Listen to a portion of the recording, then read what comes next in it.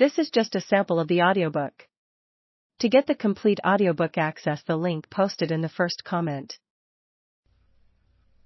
Introduction. Hi, I'm Christian Williams, and welcome aboard. For the next few hours, we'll be talking about sailing and sailboats, in what I hope is more like a conversation than a textbook. We'll discuss boats, small and large, which might be right, how to choose and how to buy one, and how the simple decision to learn to sail can change everything and open up the door to a new world. We'll even learn how to sail, at least in our imagination, because that's where most sailing takes place, in the rehearsal and contemplation of it, in the memory of a line in your hand and a sail set against the sky, and in the reconstruction of new experience.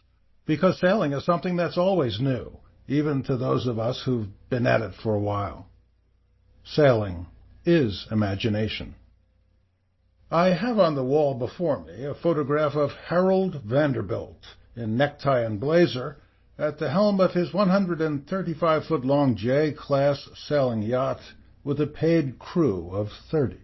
He looks stern, as befits a railroad baron at leisure, the sea rushing past his two-tone yachting shoes.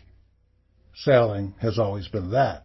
But it's also a 9-year-old girl in an Optimus pram, a tiny bathtub of a sailboat less than 8 feet long, struggling to keep up with her sailing class in some sunny harbor.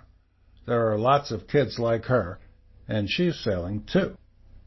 Somewhere in between is us, and with always the ability to change boats and ambitions. Sailing is an open door for those who choose to go through it, and life on the other side is often forever changed. I guess you could say that about golf, too, or badminton. No, you couldn't. Sailing is more than a sport or a pastime. Well, as I say, it's an open door to the universe. Set foot on a sailboat and the water around us is suddenly alive. It laps against our side, and if we put our hand down into it, why, we are suddenly aware of this strange blue liquid that covers 70% of the planet. It buoys us as we float.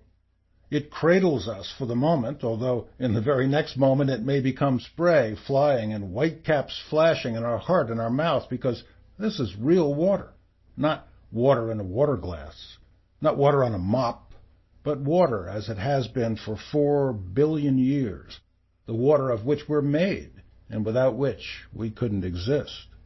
It reflects its colleague, the wind, which scores it with waves and ripples and makes beaches foam and flags snap on their poles.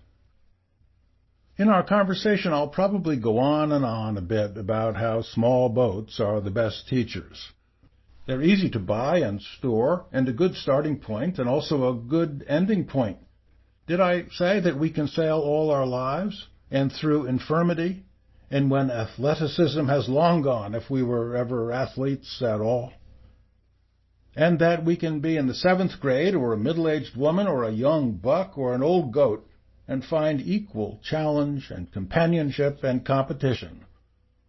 I don't think you can say that about the NFL. Small sailboats are suitable for families on a quiet afternoon, and also to knock the socks off young men and women for whom triathlons are just too easy. It depends on what boat you choose. A daysailer is a trailerable sailboat designed for 4, where anyone can take the helm while someone else uncorks the Prosecco and passes the hors d'oeuvres around.